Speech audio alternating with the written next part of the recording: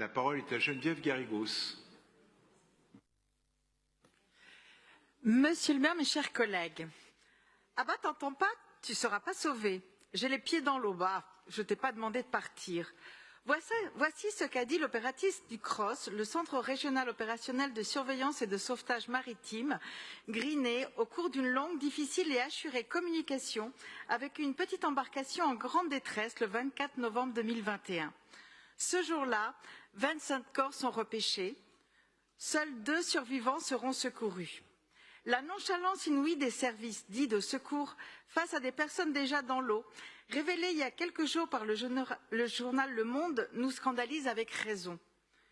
Que ce soit dans la Manche ou en Méditerranée, que ce soit le CROSS ou Frontex, notre société est en passe de capituler sur l'une des valeurs les plus antiques des civilisations européennes, celle du secours en mer. C'est la faute aux passeurs. C'était plus dans nos eaux territoriales. Ils n'avaient qu'à rester sur place.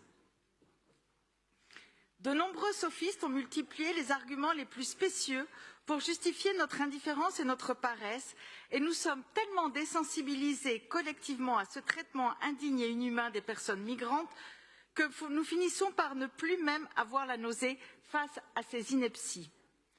Engager des procédures abusives et dilatoires contre des bateaux associatifs menant ces missions, refuser l'accès à des ports ou le départ d'un autre port, voilà les actions engagées par certains en réponse à ces situations de vie ou de mort, et je reste toujours désemparée lorsque je vois des chroniqueurs, des journalistes débattre de ces options, comme si elles étaient autre chose qu'une irresponsabilité et une inhumanité chimiquement pure. D'un ton docte et ronflant, ces vendeurs de haine prétextent un lénifiant appel d'air pour se donner des apparences de réflexion et de conséquences, et ils sapent avec cette petite musique ce qui a fait la colonne vertébrale de notre société, les valeurs de notre République. Oui, aujourd'hui en Europe, nous avons un problème.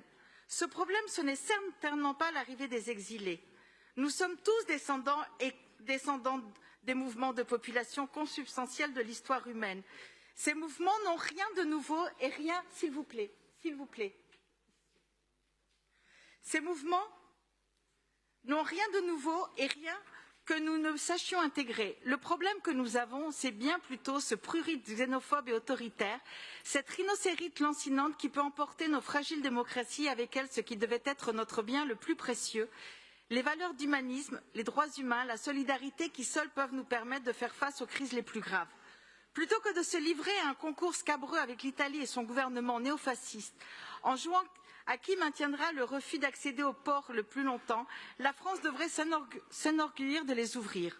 Au lieu de cela, nous refusons 75% des demandes d'asile. Nous prenons moins que notre part aux relocations de migrants arrivés dans les hotspots d'Italie, de Grèce ou de Malte, et nous sortons du chapeau un improbable titre de séjour, métier en tension, en guise de tout horizon d'intégration. Alors mes collègues vous le diront en détail, SOS Méditerranée représente la dernière lueur d'espoir dans la nuit, et je me félicite de ce que notre soutien soit toujours au rendez-vous, stable depuis plusieurs années.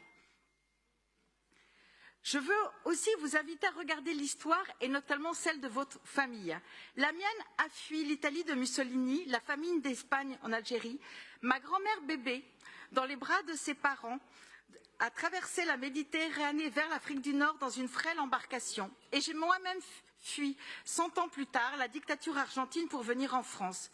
Les pays qui nous ont accueillis ne nous l'avaient pas demandé et auraient pu se laver les mains de notre sort. Nous avons été cueillis et nous avons donné au centuple.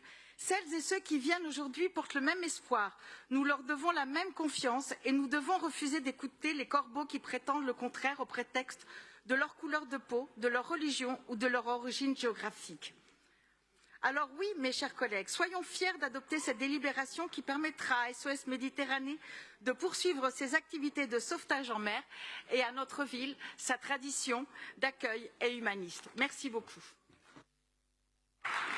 Merci beaucoup Geneviève Garrigos.